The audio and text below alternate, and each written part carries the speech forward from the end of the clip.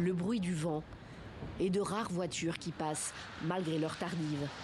Il est 3 heures du matin à New York, la ville qui ne dort jamais comme on la surnomme.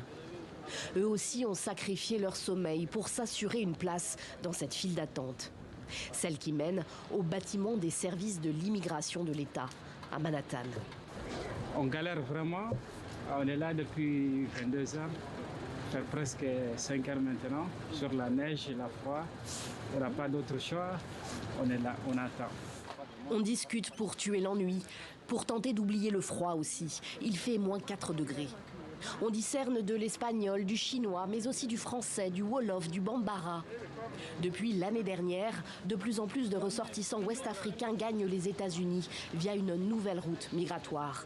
Arrivés en avion légalement au Nicaragua, qui leur octroie facilement un visa, ils ont pris la route, traversé l'Amérique centrale avant de rejoindre New York. Nous avons franchi la frontière, on nous a dit de nous présenter ici dans 60 jours. Donc moi je suis là, ça fait 1 mois et quelques. Donc j'ai le droit de respecter ce qu'ils m'ont dit. 60 jours pour obtenir un rendez-vous ici et se faire enregistrer comme demandeur d'asile. Un passage obligé pour la suite. Légalement, la municipalité de New York a l'obligation de loger et nourrir tout nouvel arrivant, quel que soit son statut. Des décisions de justice rendues dans les années 1970 et 80 l'y contraignent. Mais la ville est aujourd'hui débordée. Devant ce centre d'affectation d'East Village, une longue file d'attente, encore. Et beaucoup de jeunes ouest-africains. Ils espèrent obtenir une place dans un foyer.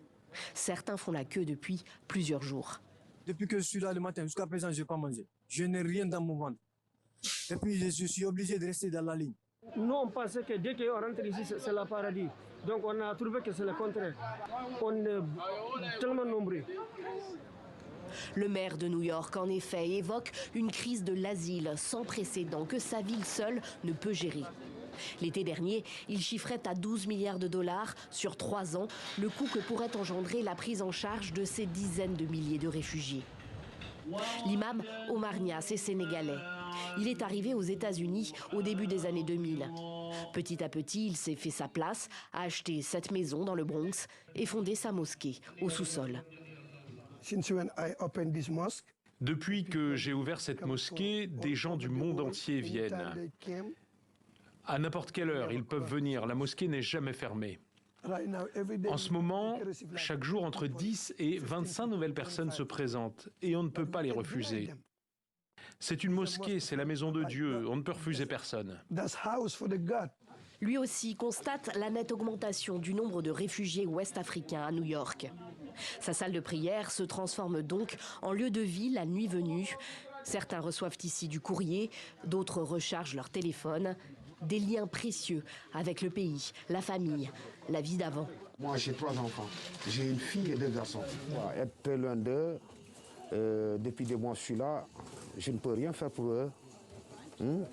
À part le téléphone et dire que oui ça va aller, ça va aller, ça va aller. Papa va bien, contrairement. Parce que là, s'il appelle même au téléphone, pour faire des appels vidéo, je suis obligé d'aller dans des endroits un peu chics là, pour montrer que je suis très bien là aussi. Mais vous voyez, là où nous sommes, et là où nous dormons aussi, vous savez, ça, je ne peux pas leur montrer ça quand même. Les États-Unis et New York en particulier sont une terre d'immigration. Et certains citoyens américains veulent prendre leur part dans l'accueil de ces nouveaux arrivants. En particulier au sein de la communauté afro-américaine. Basée à Harlem, l'association Baba Inc. pour Bridging Africa and Black America, en français jeter un pont entre l'Afrique et l'Amérique noire, propose des cours gratuits d'anglais. Hi, my name is Pulaima. Where are you coming from? I'm from Guinea. Pour moi, c'est important d'apprendre l'anglais parce que c'est une langue internationale et que pour travailler à l'hôpital, pour que je puisse me comprendre avec tout le monde, je suis venue dans un pays de liberté pour pouvoir m'exprimer et pouvoir réaliser mon rêve en tant que femme. Les dirigeants de l'association, en tant que Noirs américains, se sentent solidaires de ces jeunes Africains. Les migrants africains sont confrontés à de nombreux défis qui sont très différents de ceux auxquels font face les migrants d'Amérique centrale et du Sud. Si on regarde les chiffres, ils sont expulsés en plus grand nombre, ils sont incarcérés en plus grand nombre, et, une fois incarcérés, ils le sont plus longtemps que les autres. Et bien sûr, ils vont subir les nombreuses discriminations auxquelles les Afro-Américains sont confrontés d'un point de vue racial. L'association les aide aussi à connaître leurs droits en tant que demandeurs d'asile.